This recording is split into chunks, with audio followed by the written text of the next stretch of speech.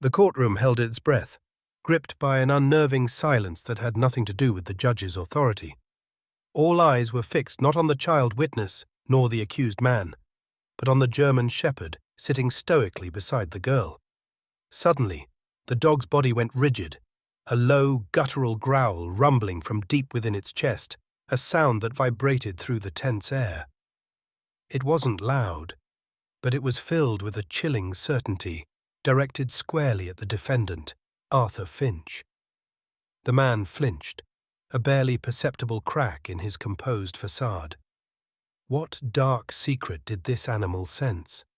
What truth, locked away behind a wall of trauma, was about to be revealed not by testimony, but by instinct? Before the shadow fell, 5-year-old Maya Reyes was a whirlwind of bright energy and endless chatter. Her laughter echoed through her home, her curiosity boundless. She painted rainbows, invented elaborate stories for her dolls, and asked 1,000 questions a day. Then came the spring afternoon that shattered everything. A black van, a seemingly kind stranger offering puppies, a hand grabbing her arm, her mother's scream, a neighbor's shout, just enough distraction for her to break free. But in those terrifying moments, something inside Maya snapped shut. The voice that filled her days with joy went utterly silent. Investigators hit wall after wall. The description was vague, the partial license plate yielded nothing concrete, and their only witness was trapped in a prison of shock, unable to utter a single word about the man who tried to steal her. Hope seemed distant until it arrived on 4 legs, carrying its own invisible wounds. He was called Max, a name whispered with respect in K9 units just a few years prior. A capable officer, known for his sharp instincts and unwavering bravery. But heroism often comes at a cost. During a dangerous raid to rescue a kidnapped child, Max had thrown himself between his handler and an assailant's blade. He saved the officer, but suffered a deep, lasting wound along his flank. The injury lingered, affecting his mobility. Deemed unfit for duty, facing a grim end on a bureaucratic list, Max's future looked bleak.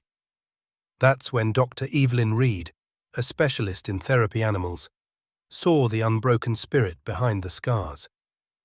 She fought for him, rehabilitated him, believing his path wasn't over. When she introduced him to the withdrawn, silent Maya, something clicked. An unspoken connection passed between the girl who couldn't speak and the dog who bore the marks of sacrifice.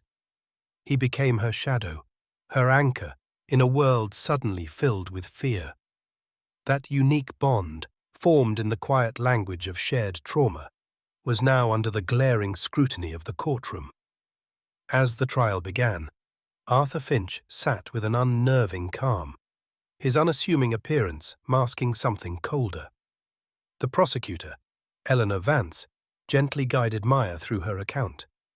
When asked to identify the man from the yard, Maya hesitated, then slowly, deliberately, raised a trembling finger, pointing directly at Finch. His expression remained neutral, but then it happened. Max, who had been a statue of quiet support, reacted. The low growl, the tensed muscles, the fixed stare. It wasn't aggression. It felt like recognition, a warning echoing from a past encounter only the dog seemed to remember. Chaos erupted briefly. The defense lawyer, Victor Martel, leaped to his feet, shouting objections about theatrics and prejudice. Spectators murmured, shocked by the animal's visceral response. Judge Samuel Harding looked intrigued, his eyes narrowed on the unwavering dog. He slammed his gavel, calling a recess. The judge sensed something profound had just occurred, something beyond legal precedent. As lawyers prepared to argue over the dog's behavior, investigators were already chasing a different kind of clue, one that began with microscopic particles of earth found clinging to the floor mats of Finch's van. Away from the prying eyes of the court, Finch's mask slipped entirely.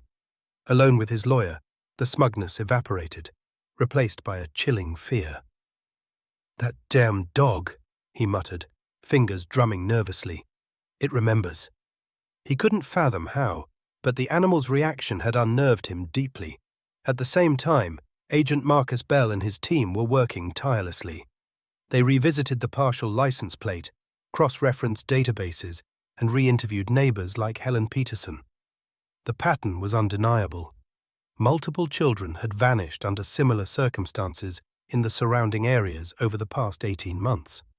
Rumors had swirled online, speculating about a single predator, but evidence remained elusive. Then came the forensic report on the soil samples from Finch's van. It wasn't just generic dirt. It contained unique mineral compositions, traceable to a specific, remote area in the northern woods, an area with only one isolated, unoccupied structure listed on the map. It was a long shot, but it was the only solid lead they had. That tiny clue, almost invisible to the naked eye, was about to lead them down a path into unimaginable darkness. The trip to the cabin was tense, the air thick with anticipation and dread. The structure stood silent and decaying amidst overgrown woods, a place seemingly forgotten by time. But as the team approached, Max, brought along for his perceptive senses, became instantly agitated. He whined, pulling hard against his leash, his nose twitching frantically, hackles raised. He let out a low, insistent growl directed at the cabin door, refusing to get closer, his instincts screaming danger before any human eye saw proof. Inside, the main room was sparse, dusty, seemingly abandoned. But Agent Bell, guided partly by Max's continued unease near the back wall, noticed it, a subtle irregularity in the floorboards. A hollow sound confirmed his suspicion. Prying the boards loose revealed a hidden staircase spiraling down into damp, cold darkness. What they found below stopped their hearts. A cramped makeshift cell, scattered children's items, a worn teddy bear, small sneakers, a faded backpack, and chained in the corner, pale and terrified but undeniably alive, was 8-year-old Sophie Bellwether, missing for 6 agonizing months. "Help me," she whispered, her voice raspy. Max whined again, a sound of profound empathy. Agent Bell freed her, wrapping her frail body in a protective embrace. They had found her. The rescue was a monumental breakthrough, but the final confrontation was yet to come. Could they definitively link this house of horrors back to Finch and finally secure justice? The courtroom buzzed with the shocking news of Sophie's rescue. The atmosphere was electric as Eleanor Vance prepared her final assault. The judge allowed the evidence, the soil analysis, the items from the cabin, and the fact that Sophie Bellwether, now safe, could potentially testify. Vance turned to Finch, her voice ringing with cold clarity. "Mr. Finch, how do you explain finding a missing child chained in the basement of a property forensically linked to your vehicle?" For the first time, Finch looked utterly cornered. His face paled, sweat beaded on his forehead. I don't know anything about that," he stammered, his voice losing its earlier confidence. Vance pressed on, listing the evidence. DNA traces allegedly found, the tire tracks, the living witness. Finch's carefully constructed world was imploding. He glanced desperately at his lawyer, Victor Martel, who whispered furiously. And then Max moved. The dog, who had settled back at Maya's feet, rose slowly. He took deliberate, measured steps forward, stopping a few feet from the defense table. He didn't growl this time. He simply stared at Finch, an unwavering, knowing gaze. It was a look of profound, undeniable recognition. Finch visibly crumbled. He flinched back, his hands gripping the table edge until his knuckles turned white. He muttered something frantic to his lawyer, then, in a choked voice that barely carried across the silent room, he uttered the words that sealed his fate. I want to change my plea." Gasps filled the courtroom. Judge Harding leaned forward, his expression grim. "Mr. Finch, are you stating You wish to plead guilty to the charges? Finch nodded, exhaling a shaky breath. Yes. The gavel fell, marking the end of a nightmare. Arthur Finch received a sentence, making sure he would never harm another child, his conviction bringing a measure of peace to the terrorized families. But the true story resonated beyond the verdict and the prison sentence. In the quiet days that followed, as the media frenzy died down, Maya Reyes sat beside Max, her small hand resting on the jagged scar along his side. She looked into his deep, steady eyes, the eyes of the creature who had been her silent guardian. And then, for the first time in weeks, she spoke, a single, soft whisper filled with emotion. "Thank you," she said, her voice hesitant but clear.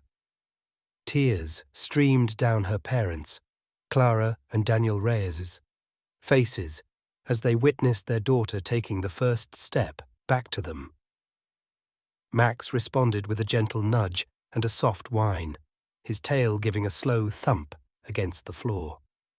Two souls, both scarred by violence, the girl finding her voice, the dog finding profound purpose after being discarded, had moved through the darkness together. Their story served as a potent reminder that sometimes the deepest truths aren't spoken, but felt, and that courage and healing can arise from the most unexpected, unbreakable bonds. The mystery of exactly how Max knew remained unspoken, a silent mark of instincts that reached beyond human explanation.